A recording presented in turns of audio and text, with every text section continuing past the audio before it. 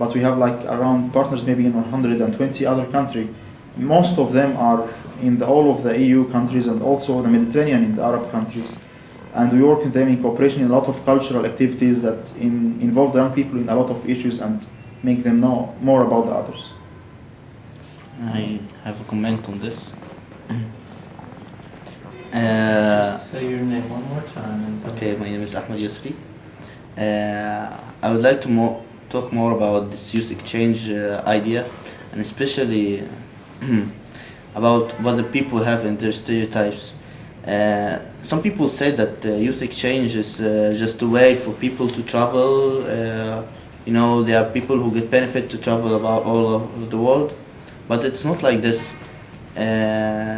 And it's not a waste of time like so many people say. Like for example, there is a kind of tourism where people go to see a museum and just they go from a museum to another one, moving around, and they didn't actually meet the culture. But when you go to a youth exchange, you find yourself suddenly for 1 week with something around 30 or 40 another young people from different countries. You start to build relationships with them, you start to have like a connection, and actually you start to discover that you have a very wrong idea about them. You had a very bad stereotypes, and you really know nothing about how these people think. All what you have been building through your whole life about the people from north or maybe the people from south. Some of the Europeans says you are not tourists as we thought, and some others says no, you have cars and electricity. They thought that you are using camels and still using camels in the middle of the desert. And we as well on the other hand we thought that they are totally free, they don't have morals or stuff like this, but it's totally on the other side.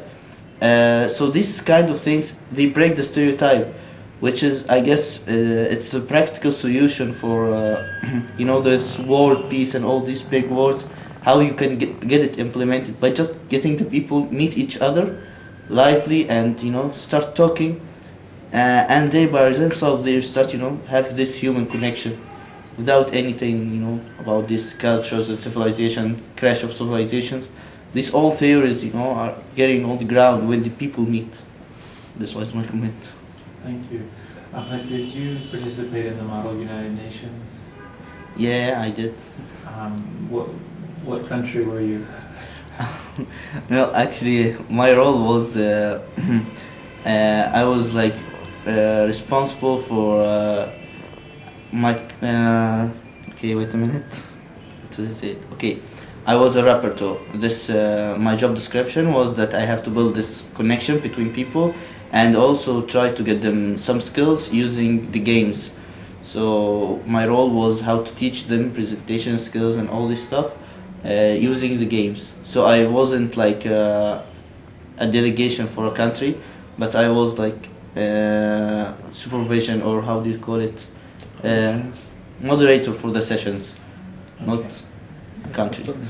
Okay, so I want to ask you one more question, and please mention the Model United Nations for me when you respond, so that it's contextualized. Do you feel like some of these youth exchanges, and specifically the Model United Nations that you all have hosted, do you think that the people that you're running into, like the participants from, say, Sweden, are these actually going to be the diplomats and delegates in the real United Nations, or let's say more broadly in the real political realm in the future? So is it this like a practice ground, you feel? Well, as I understood while participating in the United Nations modeling, I can observe like how these young people react. People, when they join the United Nations, they have these ideas about they are going to be politics in the future. Well, this is something in the future. It depends about how good they are going to work. But it just highlight for them some parts about what's really how it's really look like to be a politician, and how does politicians take decisions.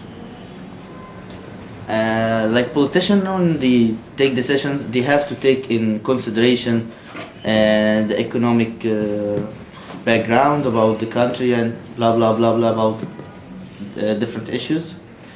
So these young people, when they join the UN, United Nations model, they found out that they have to learn more, and they build their skills.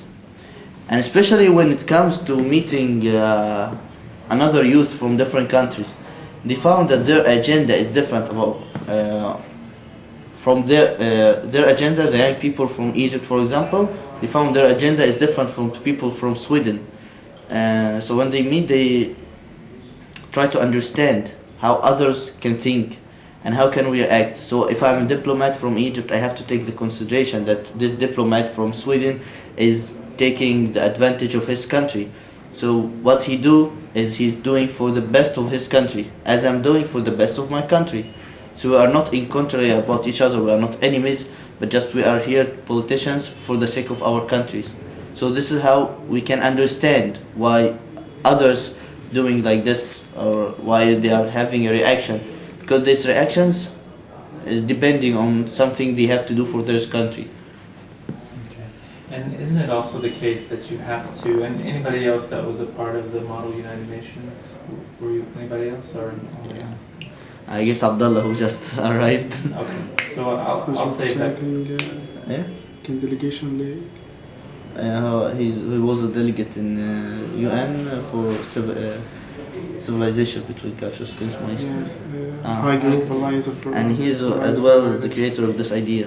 But we have. So let me ask another question while we're waiting on them.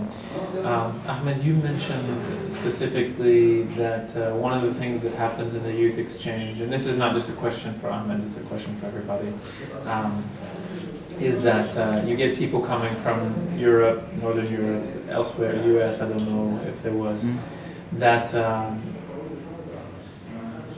afraid that I'm picking them up, so I'm going to just shut the door on them if they don't. No. الصوت بتاعهم باين؟ sensitive واحد. ما بيعرف ترش به. عربيات ما فيهاش خدمة. بيصور. انت بتقول لي على بتقول لي دلوقتي لا ماليش مزاج.